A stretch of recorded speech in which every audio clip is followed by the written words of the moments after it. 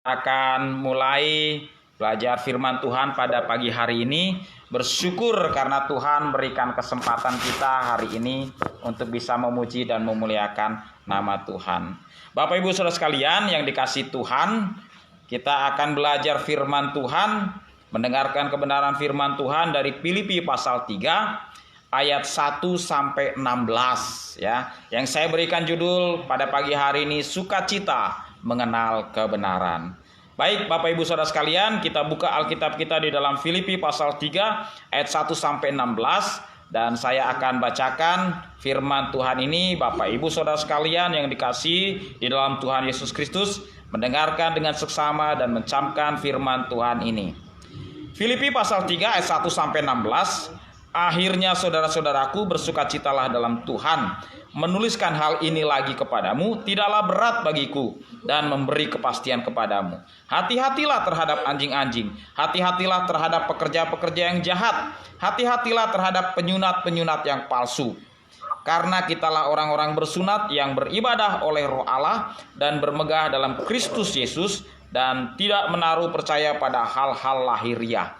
Ayat yang keempat, sekalipun aku juga ada alasan untuk menaruh percaya pada hal-hal lahiriah.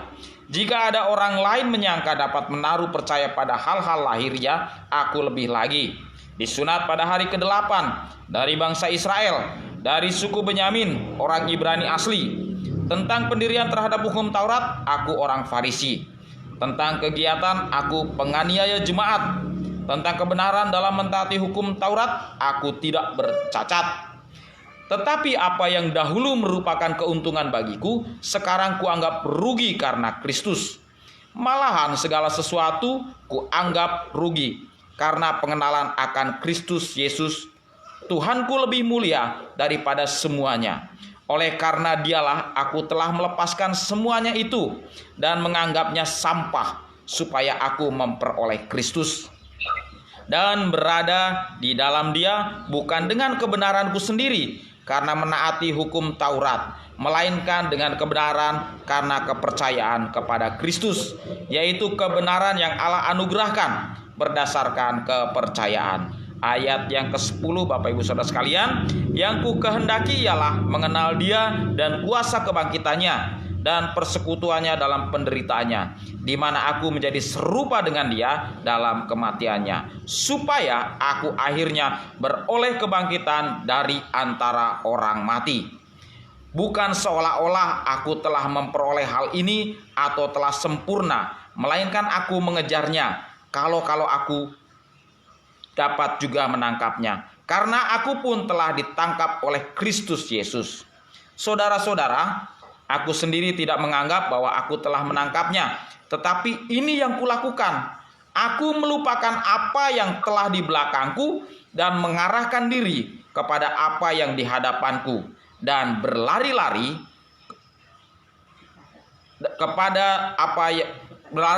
kepada tujuan untuk memperoleh hadiah, yaitu panggilan surgawi dari Allah dalam Kristus Yesus. Karena itu, marilah kita yang sempurna berpikir demikian. Dan jikalau lain pikiranmu tentang salah satu hal itu akan dinyatakan Allah juga kepadamu. Tetapi baiklah, tingkat pengertian yang telah kita capai, kita lanjutkan menurut jalan yang telah kita tempuh. Bapak Ibu Saudara sekalian yang dikasihi di dalam Tuhan Yesus Kristus, pada pagi hari ini, kesempatan ini kita akan belajar bagaimana sih kita bisa tetap memiliki sukacita di dalam suasana yang penuh dengan duka cita atau di dalam suasana yang penuh dengan kesusahan. Hari ini banyak kesusahan yang terjadi. Banyak yang berburu untuk bahan-bahan yang sembako yang susah didapatkan. Ada seperti bahan-bahan tertentu yang memang sukar untuk didapatkan, kalaupun didapatkan dengan harga yang melambung tinggi. Dan juga banyak berita-berita mengenai kematian, dan bahkan juga saat ini penyakit pandemi COVID-19 ini sedang berkitar di sekitar kita. Bapak Ibu Saudara sekalian, mungkin secara manusiawi kita akan ketakutan, kita akan berduka cita, kita akan mungkin berpikiran gentar menghadapi ini semua. Namun firman Tuhan kali ini menyatakan bahwa kita harus tetap memiliki sukacita di dalam hidup kita, karena kita mengenal kebenaran yang hakiki atau kebenaran yang sejati. Bapak Ibu Saudara sekalian, di dalam bagian firman Tuhan ini kita akan melihat bagaimana perubahan kehidupan kita. Bagaimana kebenaran yang kita peroleh ini akan mengubah hidup kita. Kebenaran ini juga harus kita dengungkan, harus kita bagikan bagi orang lain. Di dalam ayat 2 dan ayat 3 sampai 6, di situ dinyatakan bagaimana kehidupan kita dahulu kala. Hidup kita dahulu itu bangga dengan hal-hal lahiriah. Bahkan yang terlebih lagi, hidup kita ini penuh dengan kemunafikan, ya. Kita suka memutarbalikkan kebenaran. Banyak kita lakukan hoaks. Itu kehidupan kita dahulu. Karena kita bangga dengan hal duniawi seperti jabatan, kehebatan, kekayaan, keturunan, kepandaian, hal-hal yang lainnya. Ya, aku ini loh, aku ini seorang yang kaya, aku ini seorang yang hebat, aku punya banyak uang, aku punya banyak kekayaan, aku orang yang pintar, aku orang yang gagah. Itulah kebiasaan hidup kita dahulu.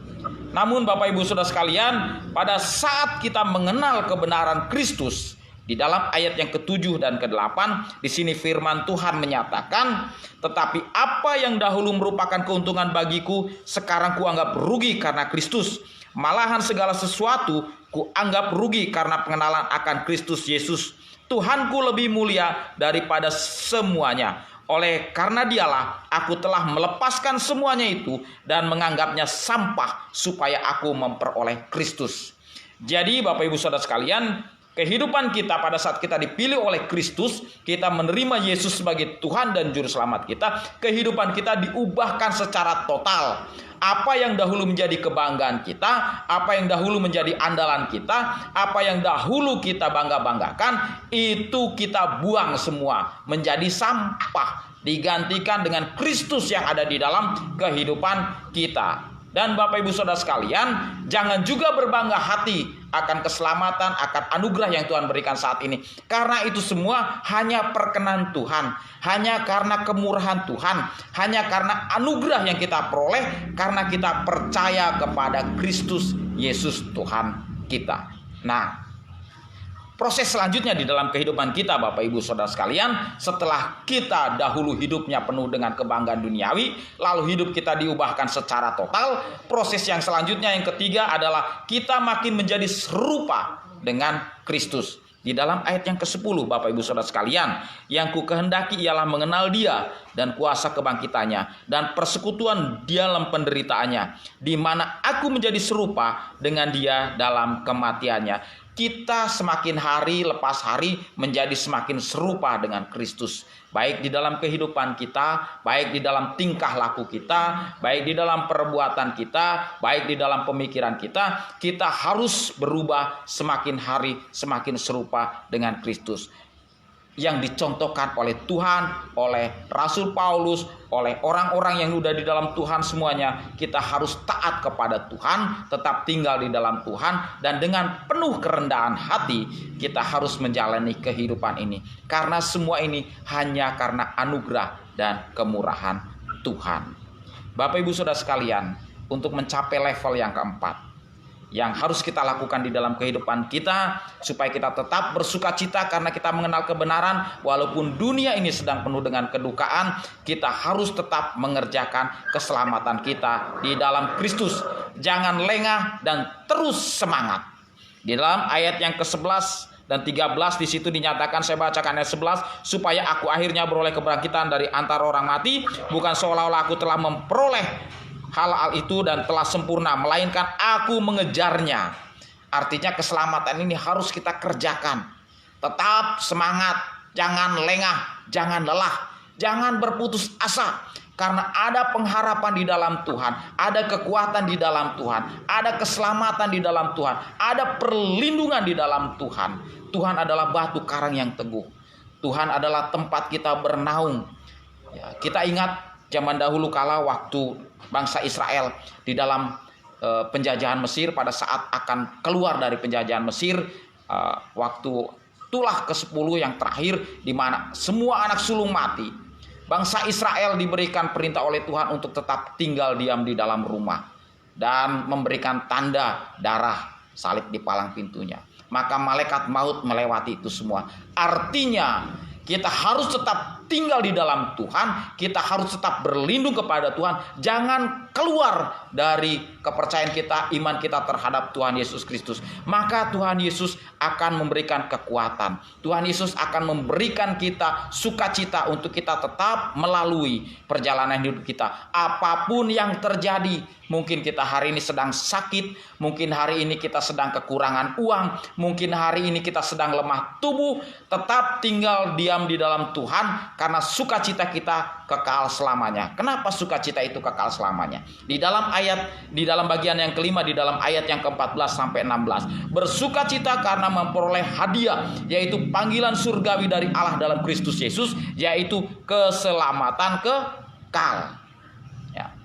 Kita dijamin akan selamat masuk ke dalam surga karena kita percaya di dalam hati kita, mengaku dengan mulut kita bahwa Yesus Kristus adalah Tuhan dan Juru Selamat.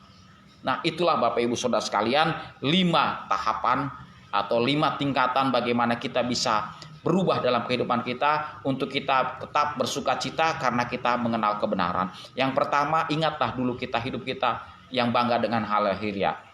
Yang kedua, kita sudah diubahkan Tuhan untuk melupakan kehidupan kita yang lama.